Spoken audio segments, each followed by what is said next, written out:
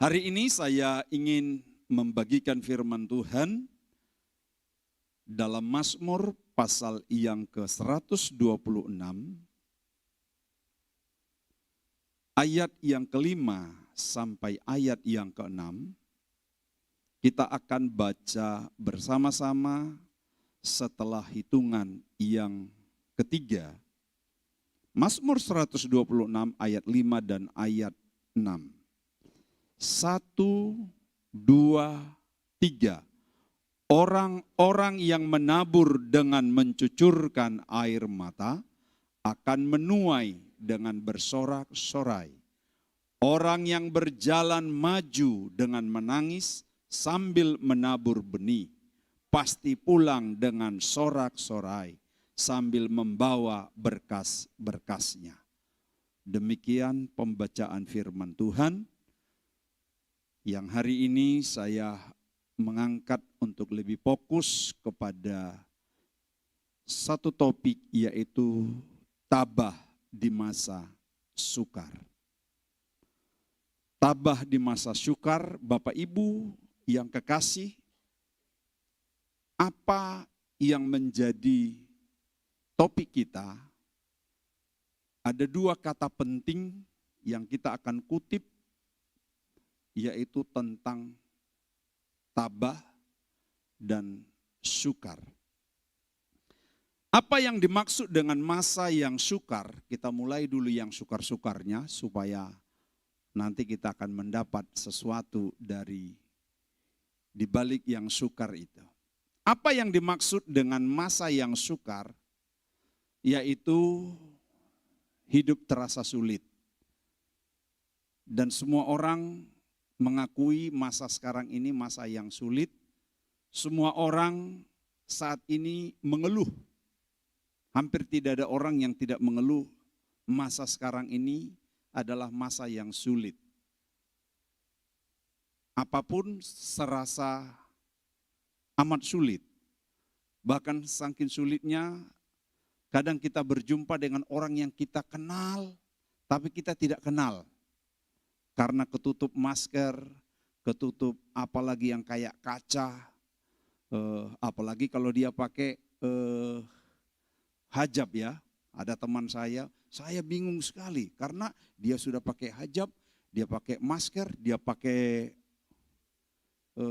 kaca lagi begitu. Jadi masa Bapak enggak kenal saya, katanya. Ya bagaimana mau kenal, semua ketutup. Untung dia tidak pakai yang lebih lagi. Itu pertanda bahwa keadaan makin sulit. Nah, apalagi yang dimaksud dengan masa yang sukar? Semua masalah datang tidak habis-habisnya. Tentu mulai dari masalah ekonomi, penghasilan semua orang biasanya berkurang, baik itu swasta, kalau swasta bekerja WFH itu banyak potongannya karena enggak mengeluarkan transportasi, tidak hadir, dan banyak hal. Jadi bukan saja karena penghasilan kita berkurang, tetapi masalah juga datang tidak putus-putus. Terus silih berganti masalahnya. Hampir semua orang mengalami masalah. Di samping pengeluaran kita di masa ini bukan malah berkurang. Malah pengeluaran kita makin bertambah. Yang biasanya kita tidak keluar biaya untuk internet, walaupun katanya kalau anak-anak sekolah ada biaya daring dari kementerian, tetapi tidak bisa dipungkiri bahwa ada pengeluaran yang dulu sebelum masa yang sulit ini kita harus keluarkan di masa sekarang. Bahkan juga pengeluaran-pengeluaran kita yang lain malah bertambah. Kalau dulu kita makan hanya sekali atau dua kali di rumah, karena satu kali makan siang mungkin disiapkan di kantor atau di tempat kerja, Tapi karena WFH, ya tambah pengeluaran makan di rumah. Bahkan biasanya porsinya tambah besar. Karena namanya orang kurang bekerja biasanya sebentar lihat dapur apa makanan. Sebentar lihat lagi tudung nasi, apa lauk. Wah. Jadi pengeluaran itu makin bertambah-tambah, kesulitan itu pun makin bertambah-tambah. Nah, tekanan hidup manusia pun makin banyak. Banyak tekanan hidup, tekanan ekonomi. Contoh, di masa pandemi, makin banyak yang kita dengar orang yang sakit, bahkan orang yang meninggal. Yang tentu itu berakibat sosial, berakibat ekonomi juga kepada kita. Contoh orang tua, keluarga sakit, sebagai bentuk rasa solidaritas kita biasa kita mengirimkan uang obat atau apa saja namanya. Kalau kita tidak peduli kan bagaimana anak Tuhan gak peduli? Bagaimana keluarga tidak peduli? Saya berkata kepada minggu lalu khotbah di Jayapura, kita sebagai anak Tuhan harus beda dalam hal berkorban, dalam hal memberi. Baik itu di luar lingkungan gereja, di lingkungan keluarga, di lingkungan kemasyarakatan, anak-anak Tuhan itu harus ada sifat yang menonjol, yang orang lain tahu bahwa Kristen itu adalah memiliki kasih lebih. Jangan seperti yang saya ceritakan, saya kasih ilustrasi pada minggu yang lalu, ada orang yang memang super pelit. Saya katakan super pelitnya, kenapa? Padahal dia kaya, banyak perusahaannya, tapi super pelit. Kenapa? Ketika anaknya sakit pun, saking pelitnya, anaknya sakit, anaknya masih kecil, main tembak-tembak, lalu peluru-peluru tembakan itu dari kacang hijau, pelurunya, kacang hijau atau toge ya, itu. Jadi tak sengaja mungkin dia pegang masuk ke telinganya. Masuk di telinga, lalu yang timbul dalam pikiran suami istri ini harus ke dokter. Nah, dokter langganan mereka sudah ada dan sudah tahu bahwa keluarga ini keluarga yang sangat sulit.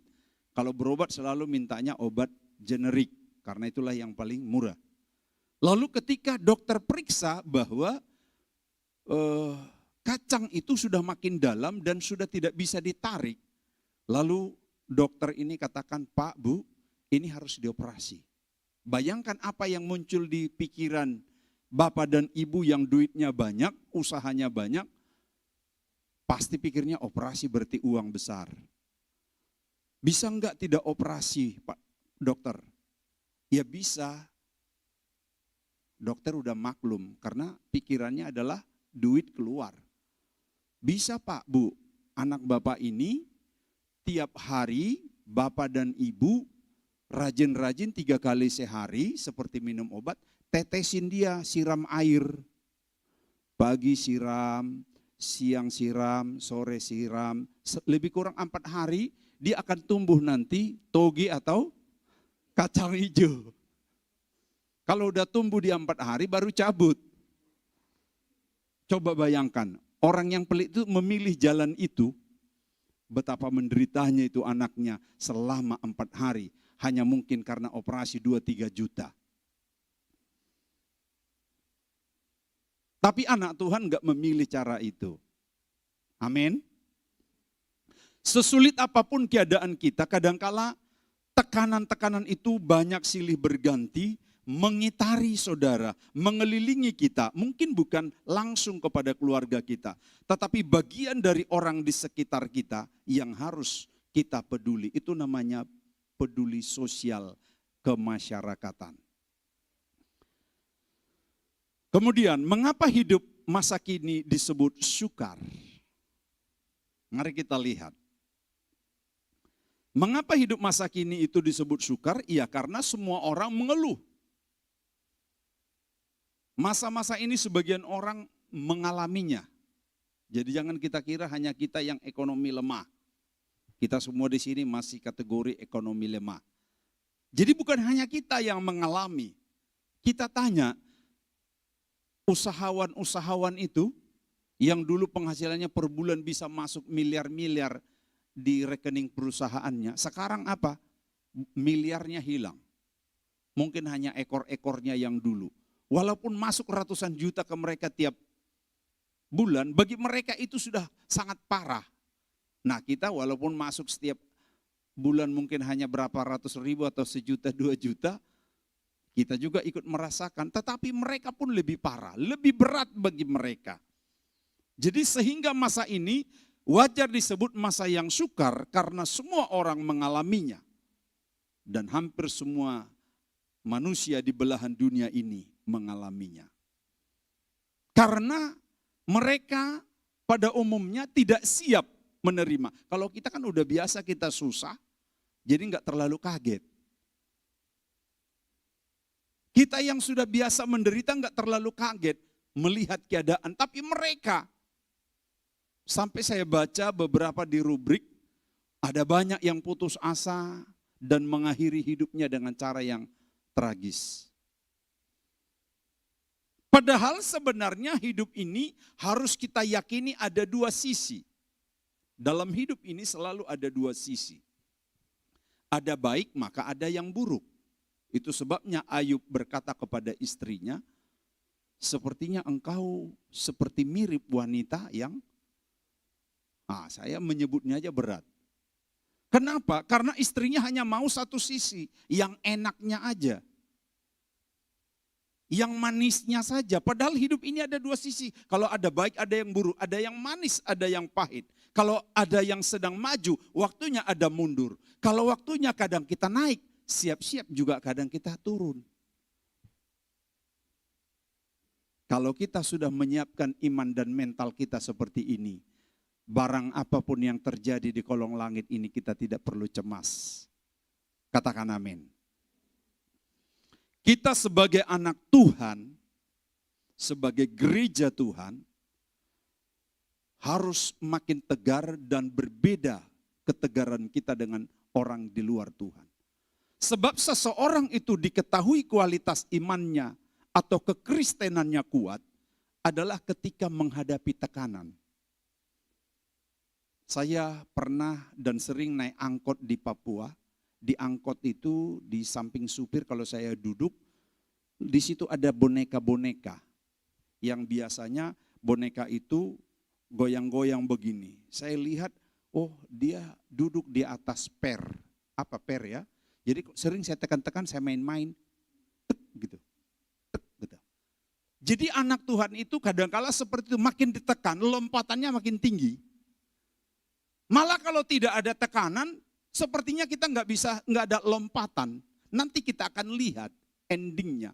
Karena Tuhan sudah bilang, seperti jauhnya rancanganmu dari bumi ke langit, demikianlah jauhnya rancangan Tuhan dari kita.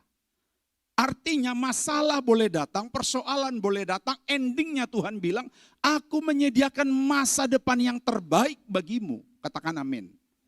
Jadi endingnya masa depan kita tetap baik. Boleh semua keadaan berubah-ubah. Boleh di sekeliling kita banyak tantangan. Boleh datang menghimpit hidup kita. Tapi endingnya kita sabar aja. Tabah. Ada ending yang sedang kita tunggu. Kita akan pulang dengan sorak-sorai. Nanti kita akan lihat. Bapak Ibu Saudara yang kekasih.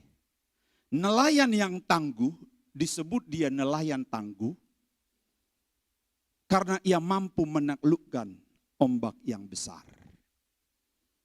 Jadi anggota jemaat Narwastu harus menjadi jemaat yang tangguh karena sudah melewati masa-masa yang sulit. Dia tegar menghadapi banyak persoalan.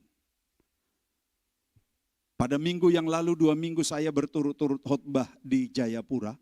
Karena kita di sana walaupun PPKM level berapapun dia bilang di Jayapura itu ibadah terus. Udah level 4 dia bilang sudah merah bahkan hitam, ibadah jalan terus. Jadi seperti khotbahnya Yakub Nahwai dulu. Apapun yang terjadi, ibadah jalan terus. Jadi kami praktekkan di sana. Jadi kayak enggak PPKM, kayak kita hampir penuh kursi. Minggu depan saya yakin kita penuh semua.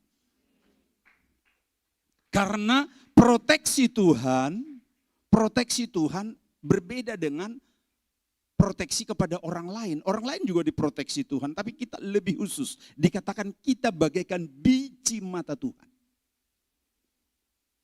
Saya dan istri sudah alumni COVID dan sudah mengalami COVID yang komplikasi dengan malaria. Malaria itu paling berat, Bapak Ibu. Saat itu komplikasi lagi saya dengan tipes. Jadi 3, COVID, malaria, tipes. Jadi menderita banget. 8 hari saya tidak lihat HP. 8 hari saya tidak lihat HP. Ngapain saya lihat HP lagi? Pikir saya mati atau hidup? Mati atau hidup? Desember lalu. Tapi kalau sudah waktunya Tuhan bilang kau belum mati, biar sakit apapun yang datang ternyata belum mati. Tapi sebaliknya kalau sudah waktunya mau mati, enggak sakit juga akan terangkat ke surga. Jadi yang kita perlu adalah apapun yang terjadi, dekatlah selalu dengan Tuhan. Kemudian kita lanjut, mengapa kita harus tabah? Mengapa kita harus tabah? Nah, Bapak Ibu Saudara yang kekasih, kata tabah ini saya coba lihat di kamus bahasa Ibrani, berasal dari kata kazab, yang artinya kuat.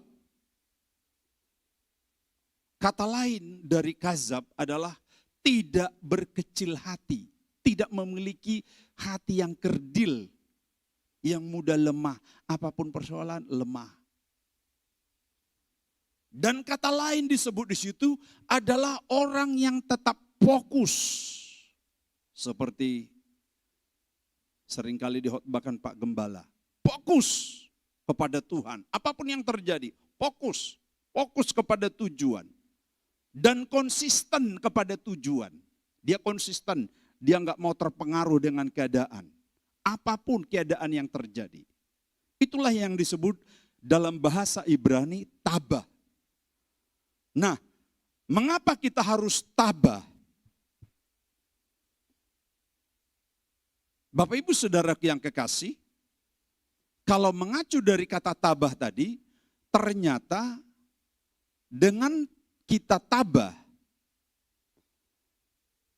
seseorang akan merasakan kekuatan dari ketabahan itu. Dia akan merasa kuat. Dia seperti ada ngecas.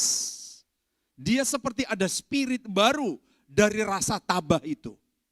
Walaupun banyak gelombang hidup, dia bilang tabah, sabar, tabah. Jadi seperti dia ada kekuatan. Seperti ada power yang datang, yang turun, ngecas hidupnya dari ketabahan itu. Lalu kenapa lagi kita harus tabah? Karena dengan ketabahan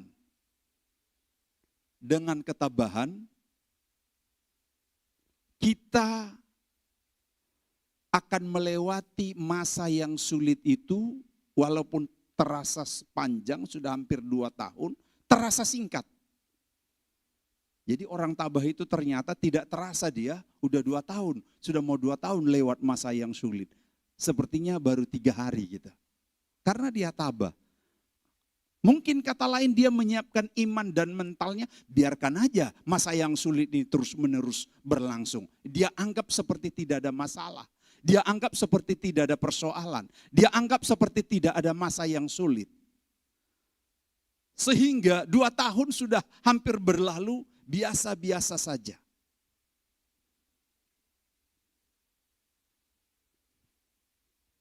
Kemudian, apa atau bagaimana hasil yang didapat orang yang tabah?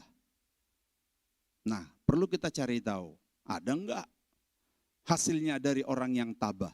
Ternyata Bapak Ibu Saudaraku, hasilnya jelas. Dia akan naik level. Dia naik level, dia naik peringkat. Tetapi kita lihat kembali kepada pembacaan kita tadi, sebab dikatakan orang-orang yang menabur dengan mencucurkan air mata. Orang yang menabur dan mencucurkan air mata akan menuai dengan sorak-sorai. Dan orang yang berjalan maju dengan menangis. Nah, jadi keadaan boleh datang, situasi boleh datang, kita harus tetap berjalan. Jangan berhenti. Pelayanan kita pun jangan pernah berhenti. Sebab kalau kita berhenti, dunia lain, kekuatan lain, dia tidak akan pernah berhenti merekrut sebanyak mungkin. Menggunakan pengaruhnya, pengaruh intimidasi COVID, intimidasi ekonomi yang sulit untuk merekrut sebanyak mungkin pengaruhnya. Jadi kita harus terus berjalan. Tidak boleh berhenti apapun yang terjadi. Bukan hanya berjalan, tetapi dikatakan berjalan maju. Jangan jalan di tempat. Masa COVID seperti ini adalah peluang bagi gereja untuk bisa menjangkau sebanyak mungkin jiwa. Karena orang banyak susah. Lebih mudah kita layani, lebih mudah kita khotbahin orang yang lagi sedang susah daripada orang yang sedang berkelimpahan. Amin. Karena itu kesempatan bagi kita, kairos bagi kita untuk menjangkau mereka semua yang sedang diperhadapkan dengan berbagai pergumulan hidup. Manfaatkan kairos ini.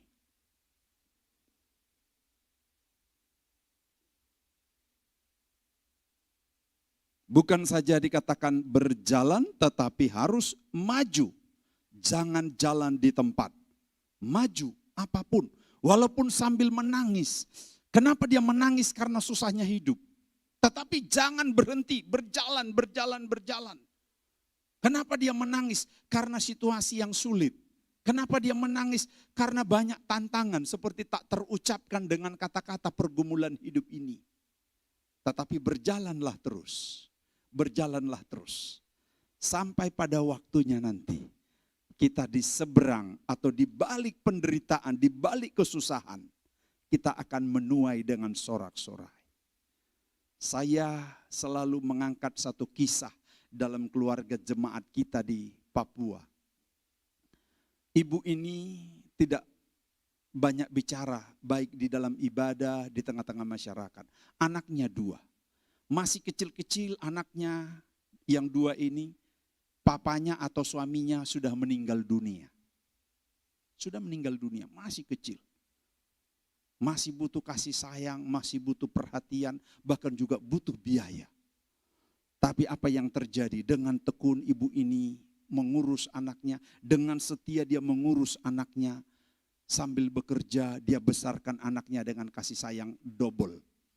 Jadi kasih sayang jadi double. Kasih sayang suami atau kasih sayang papa tidak ada lagi, maka dia harus memberi perhatian lebih ekstra kepada anaknya. Kedua anak ini bertumbuh. Dan akhirnya kedua anak ini sekarang puji Tuhan, diberkati Tuhan, selalu saya saksikan. Dia enggak pernah pikir lagi yang macam-macam. Bukan tidak ada wajahnya, bukan tidak ada parasnya. Cukup bagus. Kalau dia mau nikah bisa cepat laku. Tapi dia enggak kepikir lagi. Dia mengurus kedua anak ini. Hari-harinya curahan hidupnya kepada kedua anak ini. Dan apa yang terjadi sekarang sudah kerja di Bank Indonesia yang paling tua. Dan satunya sudah jadi dokter. Berubah semua air matanya. Berubah semua deritanya. Berganti semua cucuran air matanya seperti ayat ini. Orang-orang yang menabur dengan mencucurkan air mata, dia akan menuai dengan sorak-sorai. Orang yang berjalan maju dengan menangis. Jadi Tuhan selalu menyiapkan ending yang terbaik. Yang penting kita ada di dalam jalan Tuhan, di relnya Tuhan.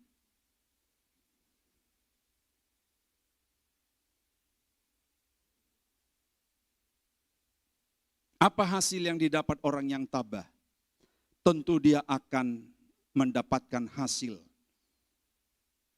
Ini adalah impian semua orang. Dia ingin mendapatkan hasil upah dari jerih payahnya. Dia tadi berjalan maju dan menangis, mencucurkan air mata. Semua air mata kita bukan Tuhan tidak tahu. Bahkan Tuhan bilang air mata orang percaya itu ditaruh di kirbat.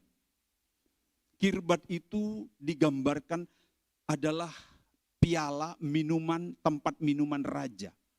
Jadi tidak boleh sembarang orang menggunakan ini. Jadi minuman raja. Jadi kira-kira digambarkan disitulah air mata orang percaya. Cucuran air mata kita, tangis, derita kita karena tetap kita konsisten di dalam Tuhan. Maka Tuhan menggambarkan air matamu sebenarnya dikumpul, ditaruh di kirbatnya Tuhan. Sebab Tuhan menghargai tangismu, Tuhan menghargai perjuanganmu, Tuhan menghargai cucuran air matamu. Walaupun sulit yang engkau alami, dia tidak buta, tetapi dia selalu melihat engkau. Dia memperhitungkan upah kita. Kita akan mendapat hasil, karena ini adalah impian semua orang. Semua orang itu selalu berpikir soal upah. Makanya ketika Petrus menjadi pengikut Tuhan, menjadi pelayan Tuhan, yang pertama ditanya Petrus, apa yang menjadi upah kami ketika kami menjadi pengikutmu? Tuhan bilang Tuhan tidak akan merugikan orang yang mengikuti dia. Malah akan double untungnya di dunia dan di akhirat.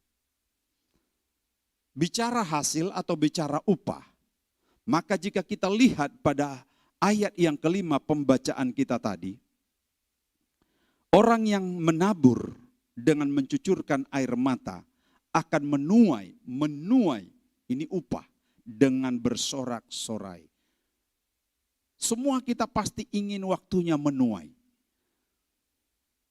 Tapi ingat, ada kata mendahului menuai, yaitu menabur. Sudahkah kita menabur? Oleh karena itu jangan sampai benih juga kita makan.